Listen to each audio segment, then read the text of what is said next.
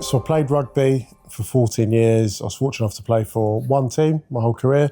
Harlequins, played for England, the British and Irish Lions. I actually retired 10 years ago, which feels wild.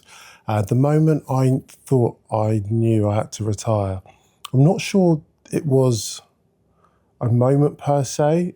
For me, thankfully, it was quite gradual. And I know everyone's experience is really different. Some people won't know, but within 2 or 3 days, an injury will happen and that's it. So you don't get to prepare for it. I was fortunate, I got to prepare for it. I signed my last contract, which didn't realise at the time it was my last contract, age 29. I signed a 3-year deal. And I remember signing that contract thinking that if in 3 years my body feels great and I feel super passionate about it and I feel like I can give the team everything it needs every single day, every single week, then I'll carry on playing. But if I don't, then why not spend the next couple of years trying to explore what it is that I might want to do after? Because rugby's given me so much joy, so much happiness. I've loved it. And the minute you stop loving it, and that could be for lots of different reasons, I just think don't do it. So I spent the next couple of years trying to figure out what I wanted to do, then realised it was more important to work out what I didn't like rather than what I actually liked. And I knew I just needed to find something that I could really enjoy. Because 14 years of rugby had given me a lot of that and I wanted to continue that journey. So yeah, I spent a lot of time trying to figure out what it was, and then I ended up being fortunate enough to be given an opportunity, finding out that I really enjoyed it. And now I remember in my last year of that contract, I told my coach, was it 2 or 3 months into a new season, it had been October, November, and our season finishes in May, June, that I was going to retire. So I had 6 months left of the season, which in many ways allowed me to enjoy the season and gave me a long runway to be able to take it all in, knowing exactly what was going to come. So I felt really well prepared. I mean, as prepared as you can be for stepping into the unknown, but at least it was on my terms. I did. I was, like I said, I feel like I was one of the lucky ones because some people won't realise the current game that they're playing or the current fight or match or whatever it is, contest, is the last time they'll ever compete, because you can get injured or you can get dropped or a new coach can come in who doesn't like you. There's so much that's out of your control. So I feel fortunate that I was able to take retirement within my control and I could plan for it. So yeah, I feel like I'm one of the lucky ones. We always had like media duties. I'd always enjoyed that side of it. I didn't realise or expect for a moment that it'd end up being a career. Okay. But it's nuts. There's a lady that I worked with, her name's Melissa, when I was 19. So when I played for England Sevens, we travelled the world. She was our media manager. And when I was trying to figure out what I was going to do, and I had some contract offers with Harlequins, I had some contract offers in France, and I had a couple of like nibbles from some other Premiership clubs. And I like shared this with some people that I was working with that I wasn't quite sure what I was going to do. Was I going to stay in the game? Was I going to look to do something else? She said to her husband, I think Ugo would be good at broadcasting. So he gave me a call and said, have you considered broadcasting as a career opportunity? I went, no. He put me in touch. I went and commentated on the game. And the only thing I wanted to get out of the day was, would I enjoy it? Because generally speaking, I think if you find something you enjoy, you give everything to it. And if you give everything to it, especially as like former elite athletes, when you fully commit to something, you generally get better at it. Mm-hmm. And when you get better at something, you enjoy it more. Yeah. So you give more of yourself to it and you just continue to get yourself better because we're obsessed with like mastering things. So I just wanted to know whether I'd enjoy it. And I went up into commentary and I loved it. And I thought, I think like nothing will compare to playing. But if I'm not playing, I'd love to be in the stadiums, enjoying the atmosphere, talking about it. And I loved it. And yeah, 10 years on, I'm still doing it and still loving it. A month, 2 months. Oh, wow, okay. But I prepared for that. Yeah. Like in my last year of playing rugby, I did 25 days as a broadcaster. I'd already had an idea of what my retirement was going to look like So I probably was a pundit commentator for like 5, 6 years. And then I made a conscious decision that I wanted to present, which is something I'd admired watching people do it, because I think it's not a highly skilled job. And the ones that do it the best make it look like anything. Yeah. Like when you watch athletes or fighters or whatever, rugby players, and the best ones, guess what? It looks so natural, looks so effortless, only because they've put so much work into it. So I thought I'd love to present, very different skill. And I've been doing that. I mean, this is my second or third full year where I've just presented. There's been other years where I've commentated, I've been a pundit, and I've presented, where the last couple of years, I've just presented. And I've really enjoyed it. It's been a challenge because I felt with punditry and commentating, I got to a place where I felt very comfortable and I thought I was doing a pretty good job at it. So you then leave that as a skill to try and start again, to relearn something else.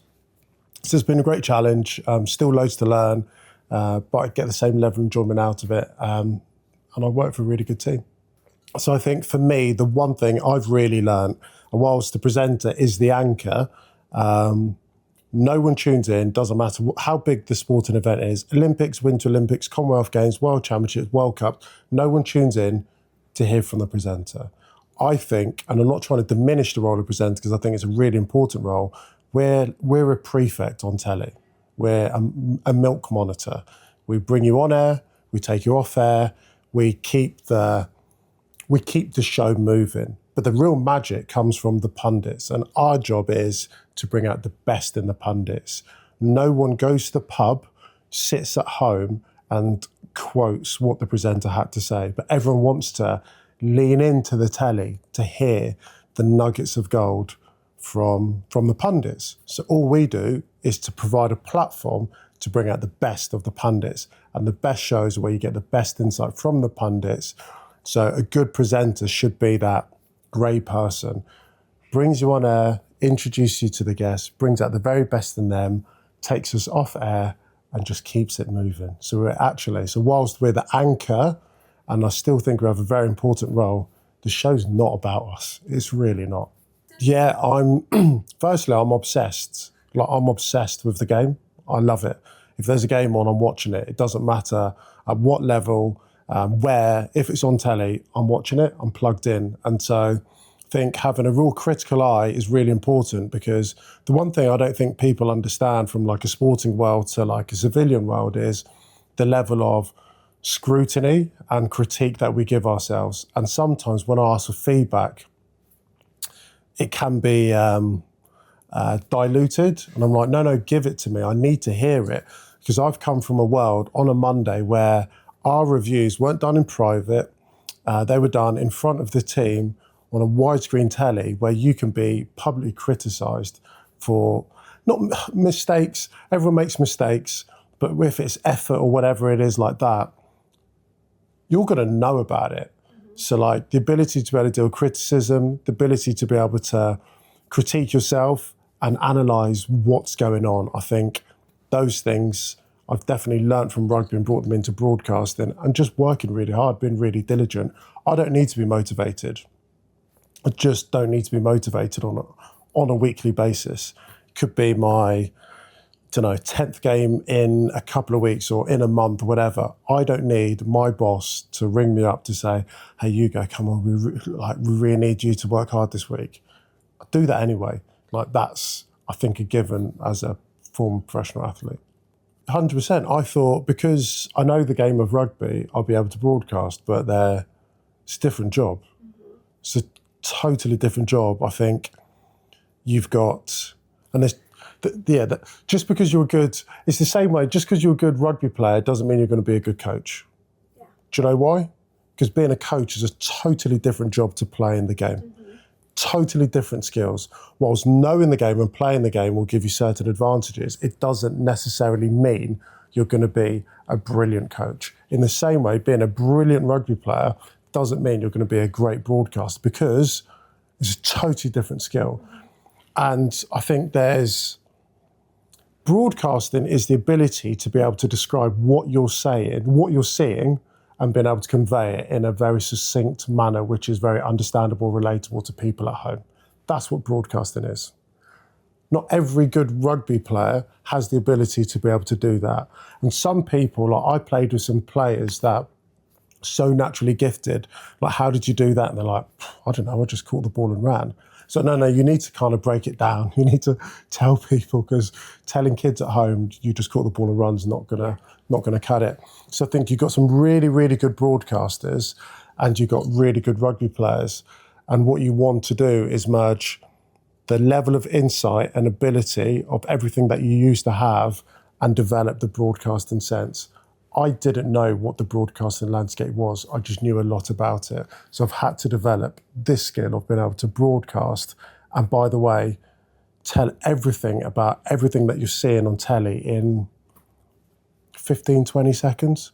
That's the skill in a game which is so highly technical.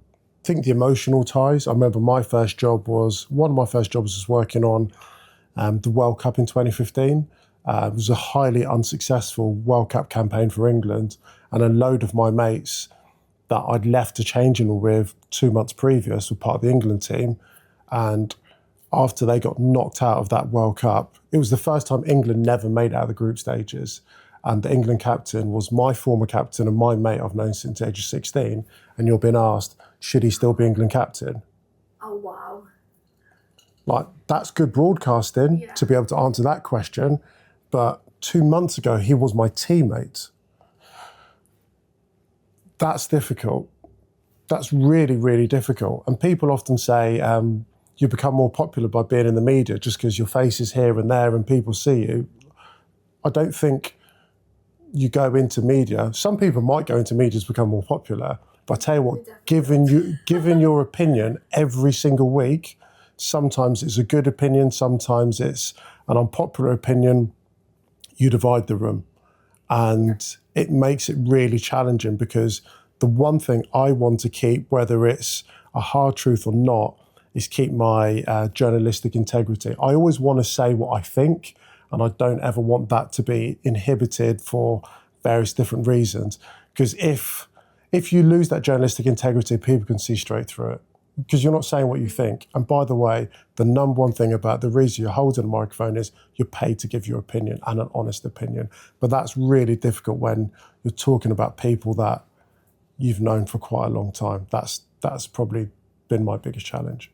But it's something that, like, you've performed and played at the highest level. I've performed at an elite level, and we've been there where people have criticised you on telly.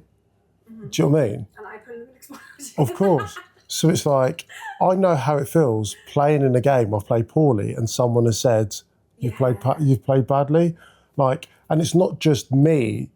I'm okay with it, because there's no one on telly that can be more honest or say something harsher than what I say to myself or what my coaches or teammates will think about me. And that's the most important thing. But it's like your mum, your friends, because they hear it and they can be impacted by it. So when I'm critiquing people, I am aware of that. It's not just the person or the team, but it's someone's partner, someone's wife, someone's mum, someone's dad, someone's kids. My dad would always say to me, did you hear what he said about you? That's like, that's it. A scary man. Like, we live in a world now where it's so easy to access quotes and clips and tapes and this and that. So everyone hears everything. And so understanding that, I think, helps you. And I think it's okay to criticise people. Of course it is. Because in order to give someone their flowers, you have to be able to say things haven't been so great. You can't have one without the other. I'd say the media world's probably it's a world like no other, at least from my experience, in terms of you're not given loads of training. And I guess for a couple of reasons. One, because there's a lot of trust. Also, I think there's lots of people that can do it. And if you're not good at it, you can get someone else that can. Mm-hmm. I've sought my own training. I don't get it. So I think, let's make this relatable. Dan Carter is one of the greatest rugby players that ever played the game, right? Ever. In his last week as a professional rugby player, I bet he went training every single day, and he's one of the greatest ever. So in my world, in the media world, why would I not practice and train? What you've mastered it, so you just don't review yourself. You have to train. You have to like want to get better. So I think training's a big part of it. Is it always provided for you? No, but is it your responsibility? I think so. So I've gone out and worked with people who can give independent thoughts, can challenge the way I think, can help me prepare. Because when I hold a mic and I'm stood in front of a camera, I'm representing me and the companies that I'm working for, and I want to be able to do a good job. This is not me in any sense saying that I've like nailed it.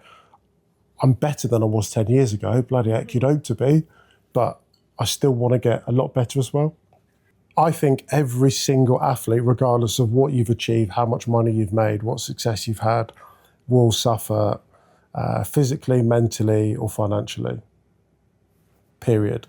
I don't think anyone is going to be immune from any of those things. I've had friends of mine that have suffered from all three. So it could be physical pain. I've had mates of mine who've had like hip reconstructions or replacements before their age of 30. That can lead to depression, or having financial struggles might lead to depression. So they're all like playing to one another. No one's immune. No one. I've had my troubles. And people say, oh, you've had a good transition and you've got your stuff together. Yeah, to a large degree, but that doesn't mean, and doesn't always mean it's like absolutely dreadful, but I think people always, so prepare for those and have good people around you, 100%. Allow yourself to feel how you want to feel to a certain extent. Whilst you're playing and active, be active and preparing for what's next. Someone said it once to me, is like, playing sport is not a career. It's a life stint.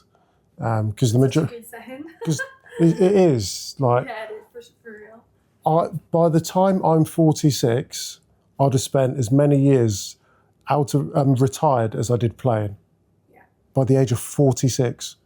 And whilst you're in it, and because it is a short period of time, give it everything. But just don't be blind to the fact that at some point you are going to have to do something else. You just will. You will. And even if you make all the money in the world and retire in your mid-30s, you still want to do something with the rest of your life. You want to keep yourself active in some way. So yeah, like investing in your future whilst you're playing, meet people, just use the platform that you have already built as a current player or fighter, whatever it is, to be able to try and determine what you're going to do next. I think it's really, really, really important. I think having a real sense of humility, I think it's really tough as a concept to start again, because if you've been really successful in your industry and then all of a sudden you feel like you've touched the stars here and then you're having to start again to try and build yourself back up, I think that can take a bit of a knock to your pride, but I'm sorry, you're just going to have to, because in the sport which you're highly skilled at and maybe you felt was your destiny the whole time, you didn't just start at the top, did you? You maybe worked in the academy, you trained in the academy, and then you worked your way up and you played for the reserves and you had to do that. Then you got into the first team, you maybe even started on the bench, and then you became a starter, then you became a senior player, and then everything else. If that's the process which it's taken for you to get to where you want to get to, why do you think you're going to enter into an alien industry and start at the very top? You might have to work to get to that point, and it's going to take a bit of patience, take a bit of time, take a bit of training. So having a sense of humility, and don't be afraid of saying yes to opportunities, like meeting people, like just invest in meeting people. Like that's such a underrated quality, because you just don't know. You just don't know what a meeting, a conversation might just lead to. Go and network. Honestly, go and network. You just don't know. And I have to say, like, sport is such a relatable skill and tool and industry. People love sport. It's one of the greatest congregating industries that we have on the planet. People love it. People absolutely love it. And you'll be so surprised, and maybe not surprised, how willing people are to try and help you out by just being a good person.